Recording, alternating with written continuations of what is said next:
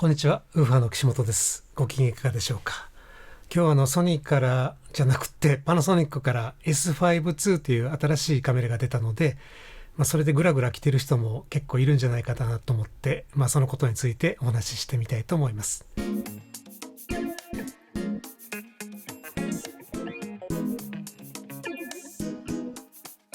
ですね、この間発表があって、すでに予約された方とかもいらっしゃるかもしれないんですけど、パナソニックのルミックスの S5-2 というカメラですけどね、これダブルレンズキット非常に安いですよね。これ楽天ピックでも29万9970円税込みで、しかもポイントがついて、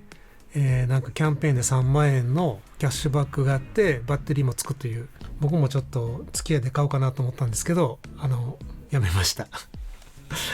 やめたっていうか、もともとあんまりそんなになんていうか仕事でちょっと使う用途がないのでやめたんですけど、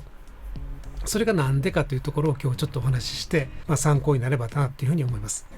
で、私の場合はですね、パナソニックのカメラ嫌いじゃなくって、むしろ P2 時代から使っていて、GH シリーズも GH1 からずっと使ってます。それで、現在この撮ってるカメラもこれ GH5S ですし、ここにあるのがGH6 です。ただレンズはですね、これは随光のレンズを随分前から使ってます。で、なぜ随光のレンズを使ってるかというと、やっぱりマニュアルがしっかりと動作するということなんですよ。このフォーカスについてもマニュアルとオートの切り替えがここにクラッチがあってですねできるんで、例えばこちらの、12100っていう F4 投資のこれレンズなんですけどね、こちらもこっちに引っ張ればマニュアルでフォーカスできますし、前に出せばオートに切り替わると。でズームもですね、一応これ前玉が伸びるんですけども、割とねしっくりとこう伸びてくれる。だから撮りながら少し寄りたいとかいうことが一応できるんですよ。カクカク動かない。一応滑らかというふうに言えるかどうかは別にして、カクカクは動かないんですよ。キューッと慣れればじわっと動かせるかなっていう感じの動きなので、映像を撮ってる時にちょっとだけ撮りながら寄る、撮りながら引くとかいうことがあると思うんですけども、そういう動作ができるレンズなんですよね。だからマイクロフォーサーズではこのレンズをずっと使ってます。フルサイズはソニーを使ってるんですけども、それがなぜかというと、やっぱり代表するのはこのレンズなんですよ。でこれはビデオのレンズみたいな形なんですけども、サーボが入ってるんですね。なのでズームもこれ実はマニュアルにしても中でモーターが動いてるんですよね。だから割とじわっと送ったりじわっと引いたりというのができるということで、ソニーのレンズの一つの特徴として、レンズによってはですね、寄りと引きのこの回転の方向をですね、カメラの方で変えられるという機能があってですね、このビデオカメラ、ショルダータイプのビデオカメラとかハンドヘルドとかに慣れてる人はやっぱり左手で寄り引き寄りっていうこの動きにもね長年慣れちゃってるので、この回転っていうのはキャノンのズームレンズの方向と同じなんですよ。でソニーは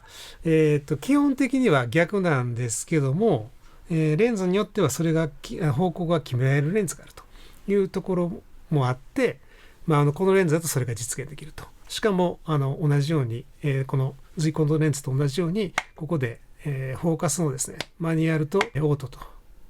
の切り替えができるということで、すごく使いやすいレンズになってます。でしかもマニュアルの方にすればちゃんとここで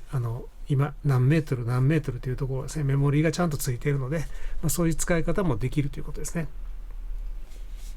アイリスリングも非常に滑らかに動くということで、この3つの、リングがついてるレンズっていうのがですね、今のところちょっとパナソニックには残念ながらないんですよね、こういうレンズが。だからパナソニックは次、こういうレンズを出すということが、動画カメラとしての地位を次の段階に持っていくためにはこういうレンズが必要かなっていうふうには思います。それと、ブラックマジックデザインの 6K カメラですか、ポケットシネマ 6K かな、ちょっと名前忘れちゃいましたが長いんで、が実現しているような ND フィルターの内蔵ですよね。ソニーも、大きいカメラだと、電子 ND 今入ってますけども、それを、こういうカメラに入れてほしい。でこの前ちょっとね、その、FX3 の後継を FX4 になって、そこに ND フィルターを入れてほしいっていう願望動画を前作ったんですけどね、カメラを選ぶときに何が基準になるかって言ったら、いろいろあるとは思うんですね。そのカメラ自体の写りとか、根本的なところでは、やっぱり自分が何を撮るかというところが一番重要だと思うんですよ。で、何を撮るかを考えたときには、レンズの機能っていうのもやっぱり、動画の場合は、重要になってくるわけですね。で、それを考えると、今安いからと言って飛びついて後でやりたいことができないっていうのが一番ちょっとね、苦しい場面に追いやられる可能性が高いので、それを考えると今のチョイスは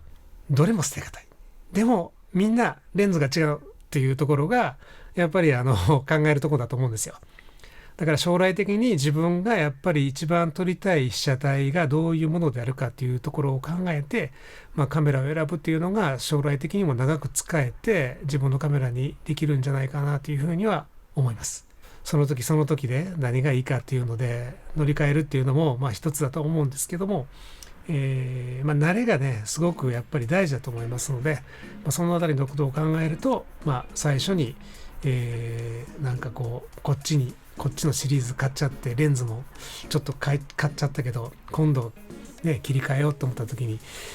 またそれ全て買い替えるというのはなかなか大変なことだと思いますので、そのあたりまで、考えるといいかなというふうに思います。ダブルレンズキットですね。これはなかなか魅力的な価格だと本当に思います。はい。僕も何にもカメラ持ってなくてこれから始めるんだったら多分これ買っちゃうんだと思いますけどね。はい。ということで、参考になったなと思う方はぜひグッドボタン、それから私はですね美術の記録映像の制作というのを、長年やってるんですけども、もうかれこれ30年になるんですけどね、そこで使う道具なんかをここでテストして紹介したりしておりますので、今後も見てもいいよっていう方はぜひチャンネル登録をしてご覧いただければと思います。YouTube もですね最近どうもこう課金しててもなかなか儲からないよっていう嘆きの声が聞こえてくるんですけど、確かにそうなんですよ。